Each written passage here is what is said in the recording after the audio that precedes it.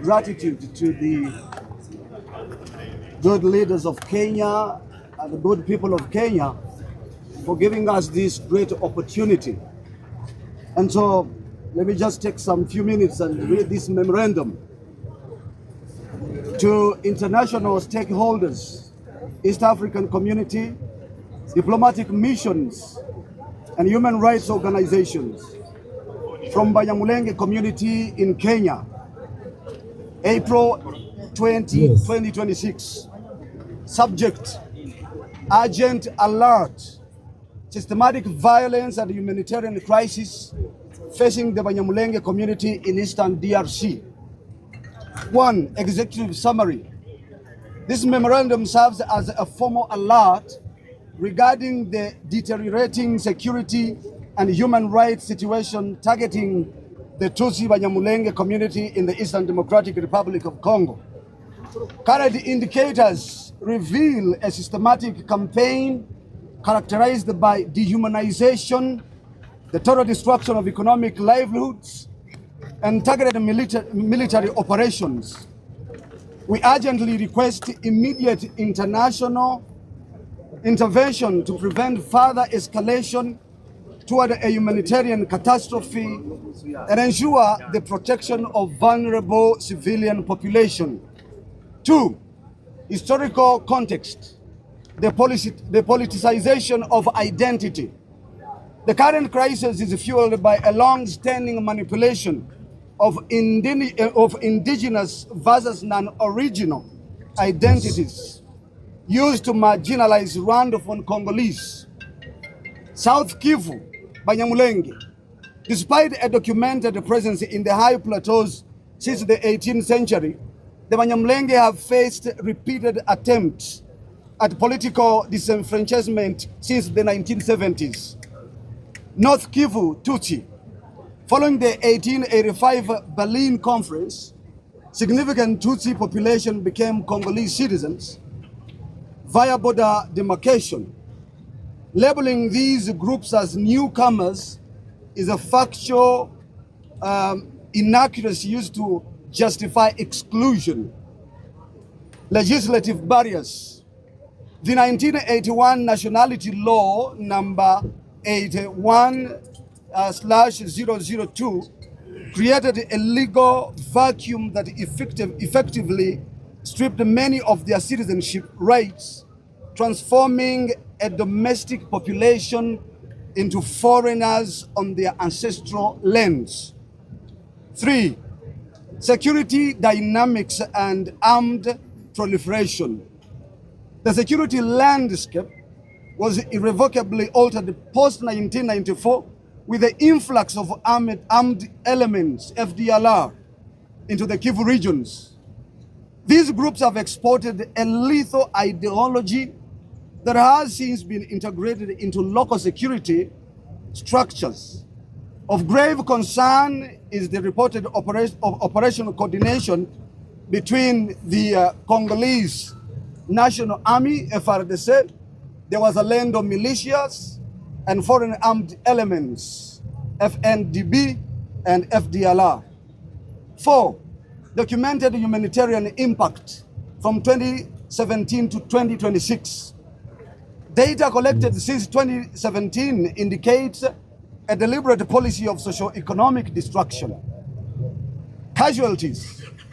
More than 1,500 individuals have been killed specifically because of their Banyamulenge identity. Economic decimation. The looting of over 600,000 head of cattle has dismantled the community's primary means of survival and social cohesion. Mass displacement. More than 600 villages have been destroyed, resulting in the clearance of 95% of ancestral Banyamulenge lands in South Kivu. Infrastructure. The destruction of 147 schools and 57 health centers represents a long-term deprivation of fundamental human rights. Refugee crisis. There are currently 130,000 documented Tutsi refugees in Rwanda, with thousands more in Burundi and Uganda, unable to return due to credible threats of violence.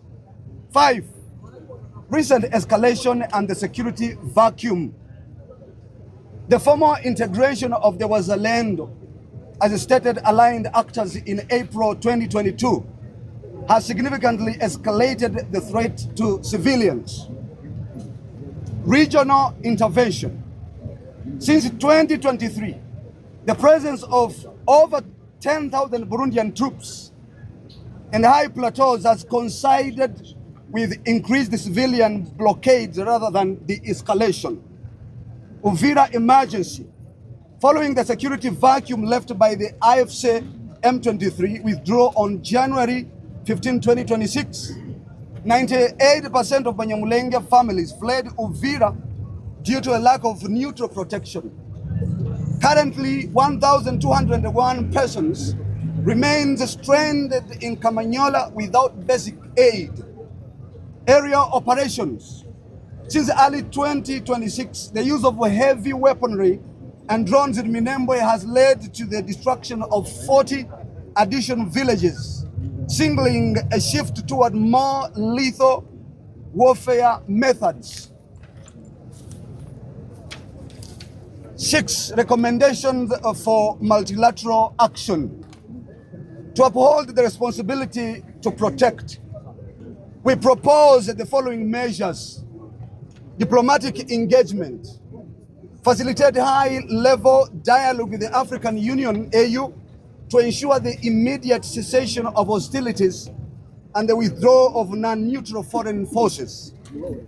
2. Humanitarian corridors. Establish secure, internationally monitored corridors to lift the current blockade and provide life-saving aid. 3. Accountability.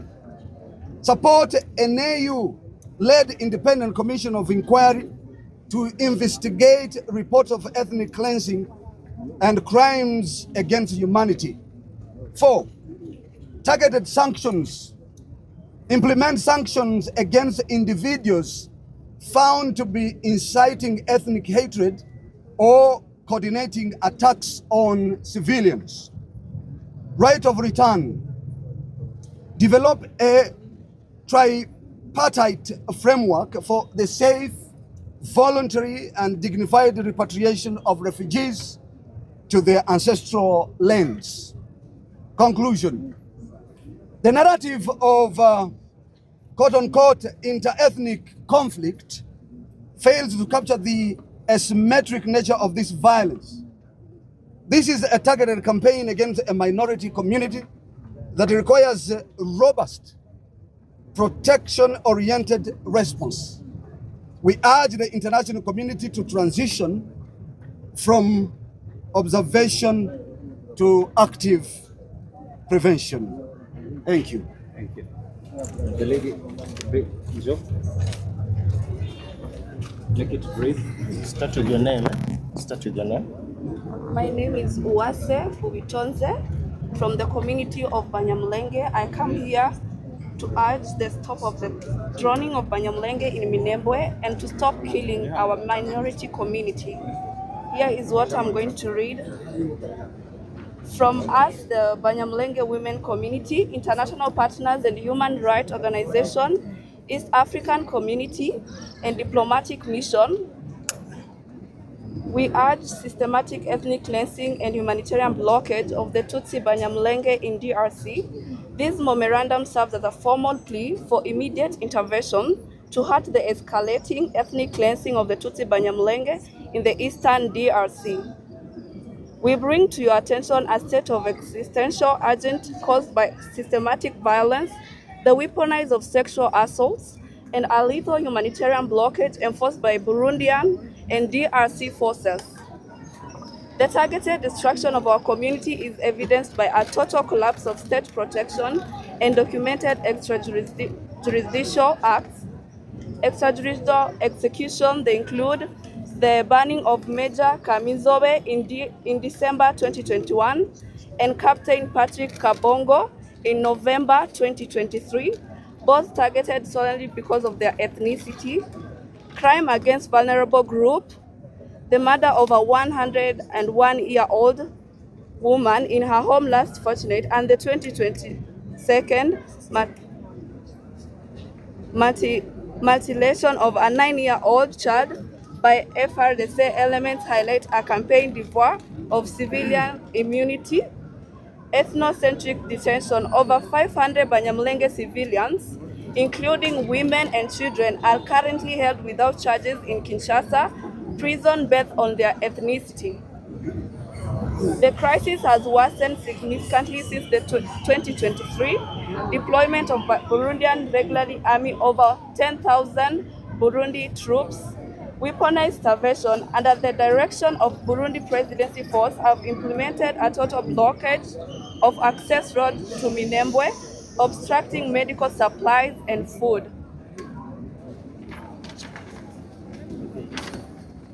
Coalition with militias. Burundian forces and the FRDC are reportedly coordinating with the Wazalendo, Mai Mai, and FDLR, remnant of the force responsible for the 1994 Rwanda genocide. Sexual violence. In November 2025, 35 women were abducted near Kundondo and subjected to systematic rape over 3 days, a tactic designed to destabilize the community's social fabrics. Evolution of warfare. The conflict has entered a lethal phase characterized by aerial bombardment. Drone strikes in Minembwe and Minkenke have leveled schools, churches, and clinics, killing over 1,500 people in the High Plateau. Mass displacement. Following the security vacuum of January 2025, 98% of Banyamulenge families in Uvira have fled, forcibly displaced, with many now languishing in Kamanyola without basic sanitation or shelter. Data of destruction. This scale of the attempt to erase Banyamulenge community is qualified by the destruction of 600 villages, 136 schools, 41 health centers, 131 churches, 600,000 head of cattle. Recommendation. We urge the United States and the international partners to facilitate the following: deployment of protection units, authorize UN/AU units specifically turned to prevent conflict-related sexual violence, aerial moratorium, impose an immediate ban of armed drone and aerial strikes in civilian population hubs, humanitarian corridors, establish internationally supervised route to break the blockade of the High Plateau, targeted sanction, apply Russia's financial and travel sanction against leaders inciting genocidal, riotic, and purge lists, independent commission of inquiry, launch a formal investigation into the systematic destruction of infrastructure and mass loss of life. My conclusion: the Banyamulenge people face a calculated campaign of erasure. We appeal to your commitment to human dignity to ensure that these atrocities are met with a decisive global response. We need justice for Banyamulenge. Stop droning.